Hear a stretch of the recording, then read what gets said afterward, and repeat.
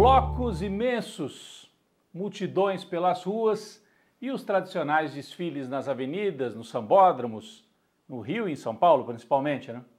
O carnaval mais uma vez cumpriu o papel de resistência cultural, de alívio, né?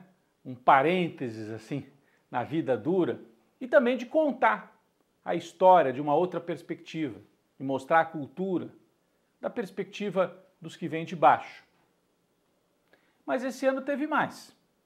Principalmente nas ruas do Rio e de São Paulo, o nome do ex-presidente Bolsonaro foi muito lembrado pela turma que saiu nos blocos para brincar o carnaval.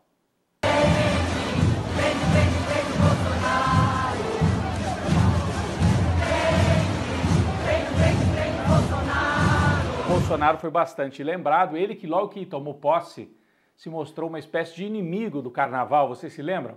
Tentou transformar o carnaval numa festa horrorosa, num lugar onde só se praticavam atos obscenos, usando o discurso religioso para jogar a turma dele contra a tradição do carnaval.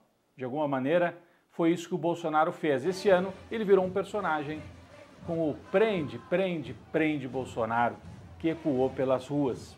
Em São Paulo teve mais. A tradicional escola de samba Vai Vai fez a crítica da violência policial. Levou para a rua um enredo que falava de hip hop, trazia muitos temas da periferia e trazia também um tema que é da sociedade brasileira. A polícia brasileira é das mais violentas e das que mais mata no mundo. Bom, isso gerou indignação. Sabe de quem? Dos policiais. Não gostaram de ser retratados dessa forma na escola de samba Vai Vai. Deputados bolsonaristas chegaram a pedir que Prefeitura, Estado de São Paulo deixem de transferir recursos que muitas vezes são repassados para os desfiles das escolas de samba. Associações de policiais divulgaram um manifesto criticando também a manifestação.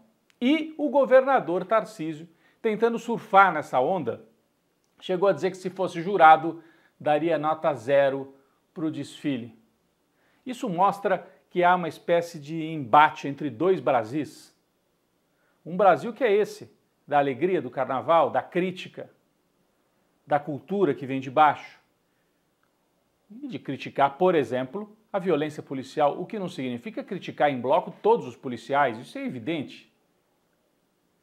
Mas você não pode lidar com um fato que é da realidade? Parece que não. Existe um outro Brasil que quer calar, que quer esconder, que quer fazer de conta que é isso mesmo, que a polícia tem que matar, tem que bater, tem que cumprir essa tarefa que é contrária à própria civilização. Bom, esse embate mostra que o carnaval podia ser um parênteses na polarização política do Brasil que vem de muitos anos. Podia, mas acabou não sendo. Não dá. Não dá para fazer de conta que a gente vive em outro planeta durante 4, 5 dias de carnaval. Então, como mostram os exemplos que eu acabei de citar, a política e esse clima polarizado no Brasil continuaram presentes durante a folia. E na política propriamente dita, o Bolsonaro aproveitou esses dias de pausa e ele que, com o grupo de militares e com a família, vinha sendo alvo de operações da Polícia Federal, aproveitou o carnaval para tentar reorganizar as tropas. E fez duas coisas. Convocou para o fim de fevereiro uma manifestação na Avenida Paulista, em São Paulo.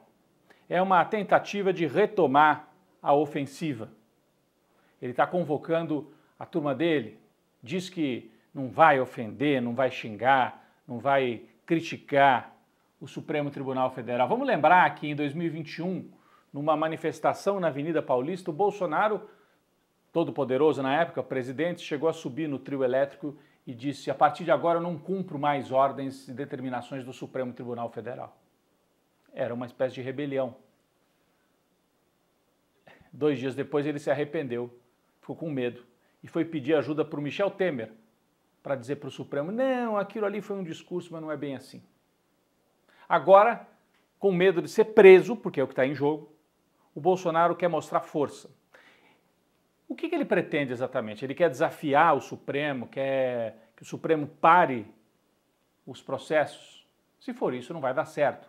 Porque quando ele estava na presidência, ele tinha todo o poder e fez manifestações contrárias e jogou a multidão bolsonarista contra a Suprema Corte, ele não conseguiu parar os processos. Não vai ser agora, que está mais fraco, que está fora do poder, que vai amedrontar os juízes.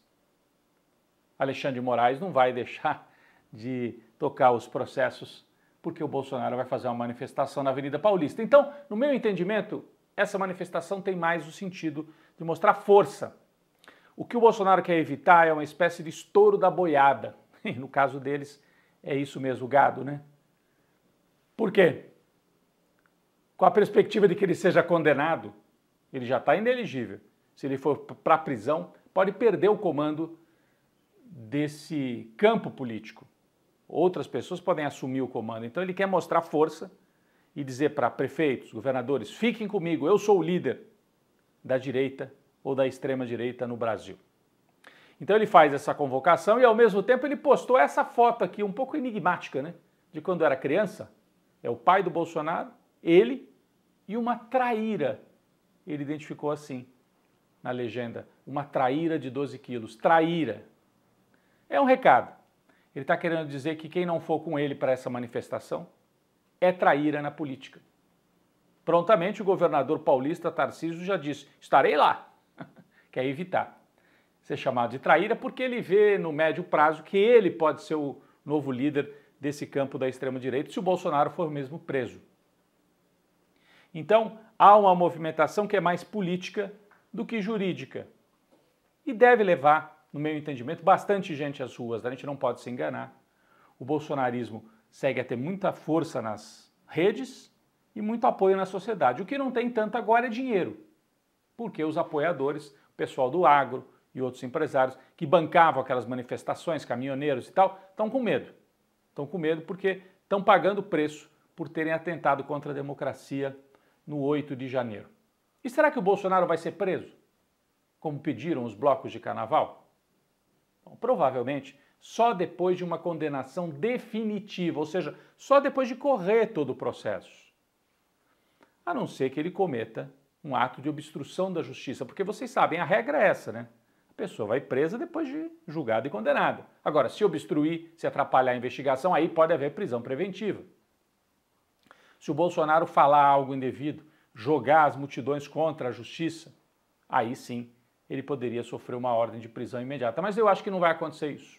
É mais provável que antes do Bolsonaro, o filho Carluxo ou um dos generais que o apoiam, que o apoiavam, vá para a cadeia, porque esse sim, a justiça pode comprovar que obstruíram a justiça. Nas investigações há algumas novidades. O ex-ajudante de ordens, o Mauro Cid, revelou que pelo menos 2 grandes empresários, o Luciano Hang, da Havan, e o Meyer Nigri, da Tecnisa Construtora, participaram do complô para impedir a posse do Lula. Então, gente grande do empresariado brasileiro, além de generais, participaram disso. E também o nome do general Pazuello é mais um militar a aparecer entre aqueles que operaram para impedir a posse de Lula naquela fase em que eles estavam na conspiração golpista. Bom, enquanto isso, Lula foi para mais uma viagem internacional, foi para a África, Egito, temos as imagens do Lula ali, visitando as pirâmides do Egito, e Etiópia. E fez um duro discurso, mais um, contra a guerra. Criticou os atos do Hamas e criticou duramente o massacre cometido por Israel, dizendo que é preciso um cessar-fogo definitivo para interromper esse que é um dos maiores massacres do século XXI.